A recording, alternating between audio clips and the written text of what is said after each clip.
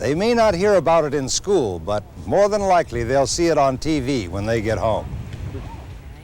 Here we see prominent researcher Thelma Moss on Two on the Town performing a hypnotic regression on the show's hostess, Melody Rogers.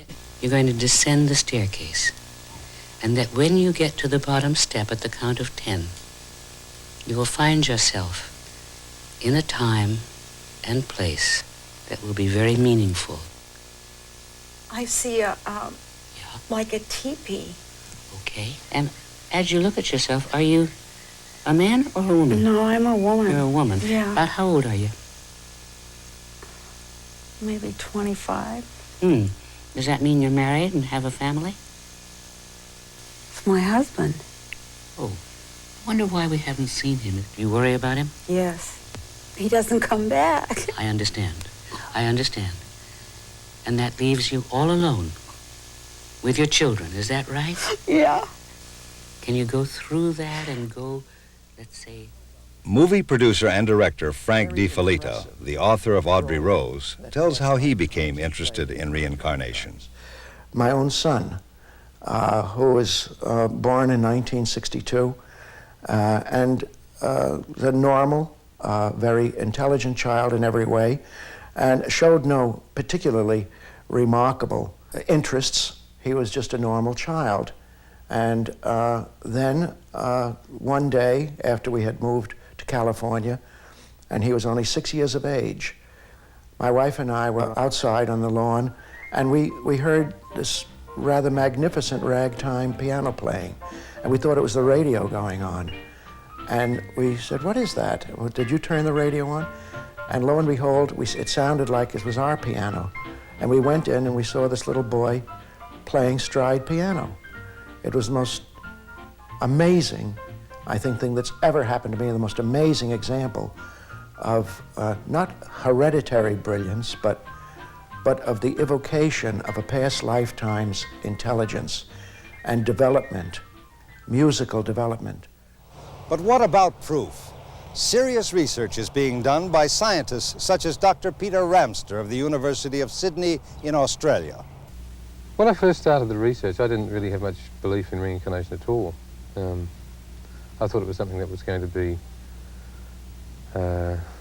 interesting, but not that it was going to actually bring any proof or bring any real results. The results that I did achieve were very surprising to me. I never thought that people would be able to give names and dates and places that were able to be found, which we also were able to show that they couldn't have possibly known. I just can't wait to get there to see if everything is exactly as I see it in my mind. This is the part I'm looking forward to. I've got mixed feelings. I'm not worried about it at all, but I feel a little bit excited, and it'll be absolutely wonderful and fantastic if we do dig up any information that can prove to me as much as to anybody else, that I really was there once. The following two excerpts from the carefully documented film, The Reincarnation Experiments, are striking examples of unprejudiced scientific studies. Our first case history is Gwen MacDonald, a housewife living in Australia who had never left her native New South Wales. Under regression, she claimed to be Mary Duncan, a woman living in the county of Somerset about 200 years ago. What are the other villages around your area so we can find your city? Oh, Alford. It'd be Blawton. It'd be Stone Chapel. Interesting names, but not there. Not on the most modern and large-scale maps. So to the older ones, back to the 18th century. And suddenly the names began to leap out. Alfred was there. Stone became Stone Chapel. And there was Hornblotton, very close to the way she pronounced it. What was your name? Mary Duncan, but they call me Rose. Then she named the people of the area. The names were found in the old records. What was your mother's maiden name? What family did she come from?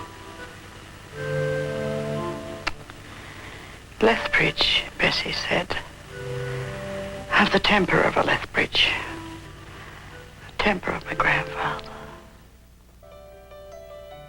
When they took her to Somerset in England, they took as their independent witness Dr. Basil Cottle, reader in medieval English studies at Bristol University. Under trance, Gwen described a path to the cottage in which she had lived. The path crossed a fork in a stream where there was a unique stepped waterfall. To the stream, listen.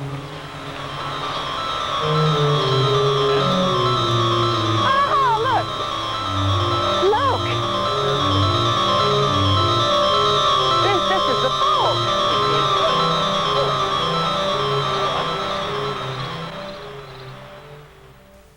Everything was just as she said it would be.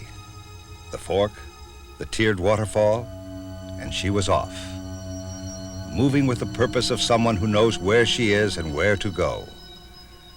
She led them unerringly on a beeline to the cottage.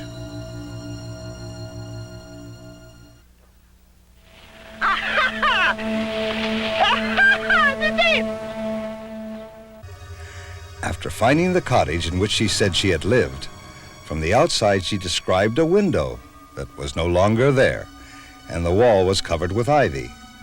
From the inside, it was clear and unmistakable that a window had been there and was now filled in. This was only the beginning of many things she described in trance that proved to be correct.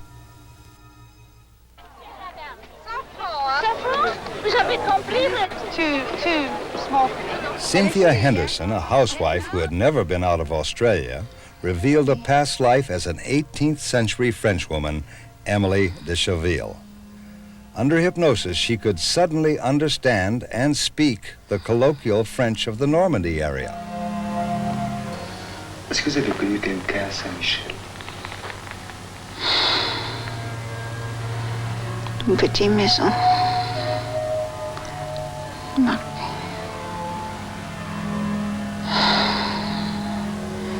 L'abbaye Saint-Michel.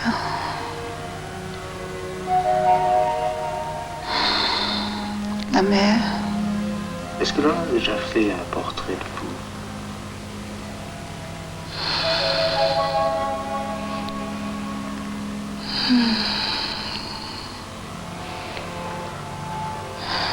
Le cours. Entourage de Versailles. Go past the church. Once in France, she was able to give precise directions to the cathedral in which she had been married. The big road goes between Rouen and Saint-Michel.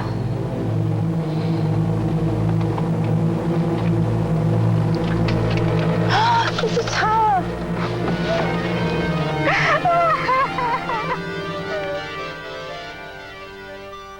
Under trance, she had described in detail the exterior and interior of the cathedral. To the surprise of the independent observer, Mr. Antoine Le Breton, her descriptions were extraordinarily accurate. C'est une recherche qui est passionnante, qui est amusante, mais qui est également passionnante. C'est-à-dire que c'est un peu à la limite du crédit, mais de la croyance, un peu, ce qui est tout à fait différent. Ce sont deux niveaux mentaux et spirituels qui sont différents. While this new research is certainly thought-provoking, is there any practical benefit to be gained by this method of hypnotic regression? From 1900 until he died in 1945, Edgar Cayce, America's most famous mystic healer, successfully used regression as a method of diagnosis in over 6,000 cases that he treated.